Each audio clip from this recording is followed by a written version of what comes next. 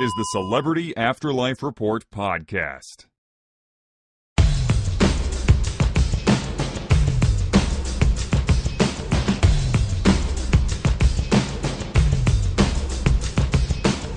Well, I'm sitting in front of a microphone, so it must be time once again for another installment of the Celebrity Afterlife Report, the only show on the internet that gives you the up-to-the-minute gossip about all your favorite deceased celebs. I am the celebrity medium, finally over my cold. That caused me to croak my way through last week's show. I'm fully recovered now and champing at the bit to get right to the hot scoops. So let's make that happen.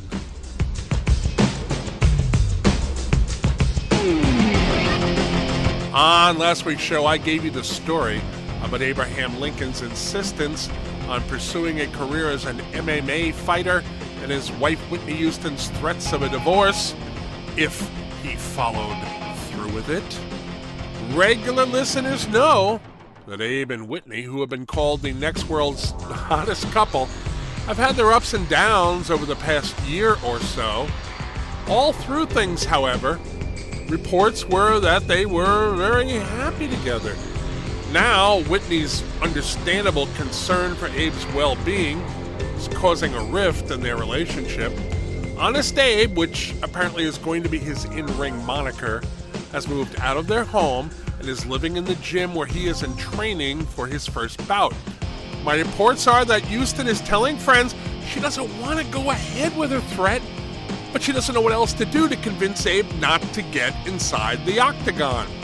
The latest news is that we now know that his first fight will be coming up in a few weeks, and that it will be against new arrival to the afterlife, Muhammad Ali. Ali only transitioned to his new existence about 2 months ago, so he hasn't had time to train for an MMA fight. Word is that he will be fighting as a boxer against Abe, who will be using multiple techniques against him. Now, on the earthly plane, those type of mixed fights have traditionally not gone particularly well for the combatant who didn't have multidisciplinary training. Now, maybe Ali is planning to use his patented rope-a-dope strategy in the old rail splitter to wear him out before going in for the kill. Nobody seems to know, as Ali and his camp are keeping a very tight lid on information about their strategy. But under any circumstances, we'll know what happens in a few weeks.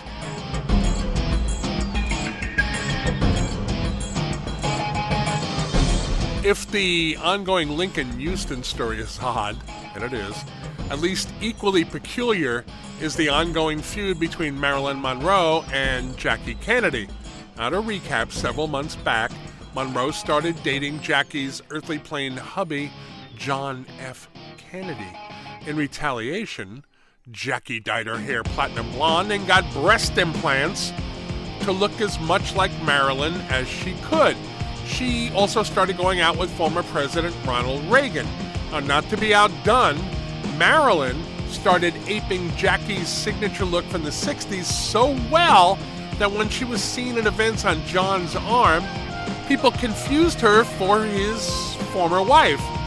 If that all isn't bizarre enough, it got even weirder when former televangelist Tammy Faye Bakker got involved. Bakker has been doing a TV judge show for a while now. She got into an on-air fight with fellow former Jesus hustler Jan Crouch, who was playing the bailiff on Tammy's court. Crouch was fired, and the show went into hiatus as the producers ran auditions to find her replacement. Eventually, comedian Phyllis Diller was cast for the part. To promote the return of new episodes of the show, Marilyn and Jackie were invited to let Judge Tammy decide what should happen to their new identities. Okay, that episode aired live the other day, and my sources tell me it was a huge event, with many people even taking the day off from their jobs to watch it. And while there was no physical confrontation between the two opponents, unlike what happened between Tammy and Jan, Jackie and Marilyn frequently got into shouting matches with each other, something made stranger by the fact that the two have been imitating each other's voices since they essentially switched identities. My sources tell me that the show milked their feud for all it was worth, waiting until the very last moment before announcing Judge Tammy's decision.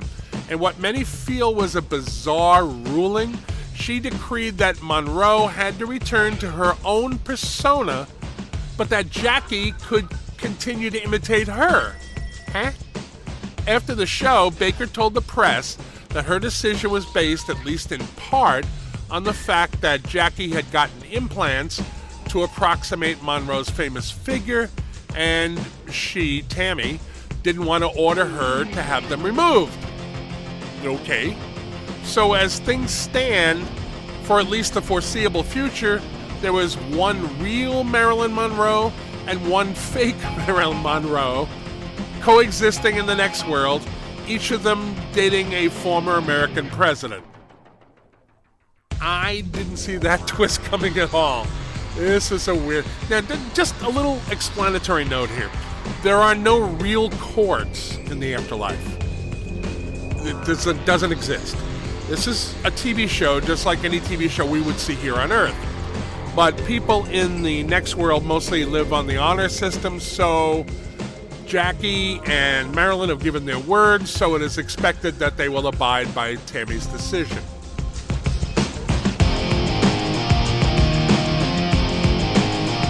Several weeks ago, I told you about Size Doesn't Matter, a new Afterlife sitcom starring Herve Villechaize, the little person who played Tattoo on Fantasy Island, and Nell Carter, a plus-sized black actress who was a staple of 80s earthly television.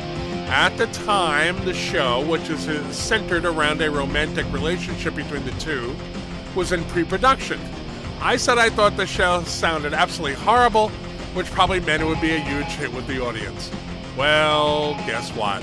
I was right, and I was right. According to what my sources have told me, it sounds like it makes Two Broke Girls look like Tennessee Williams by comparison. It is also the biggest new show of the Next World television season, garnering an audience of hundreds of millions of viewers each week. To paraphrase a famous quote, no one ever went broke underestimating the intelligence of the afterlife public, I guess.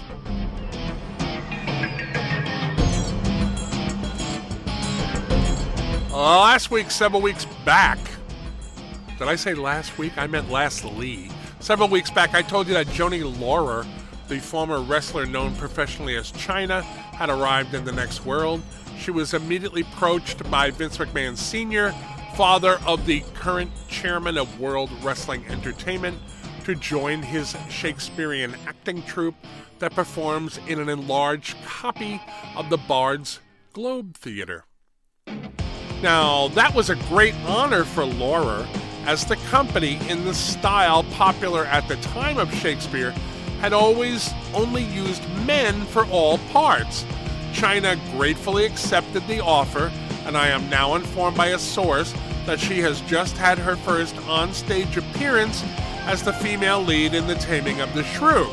The source, who was at the show, tells me that Laurer was so good that it only took a few moments for him to stop being distracted by her very buff physique and lose himself in her performance.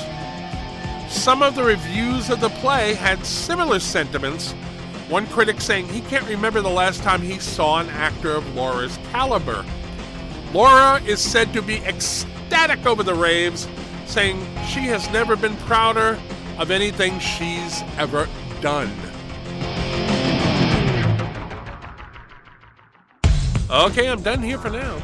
Time to lock up the Celebrity Afterlife Report studio until next week. Hope you will join me back here then, and that in the meanwhile you will help spread the word that the report is available for free on iTunes, in the Google Play Store, and on K-Chung Radio, AM 1630 in Los Angeles. I'm the Celebrity Medium. Thanks for listening.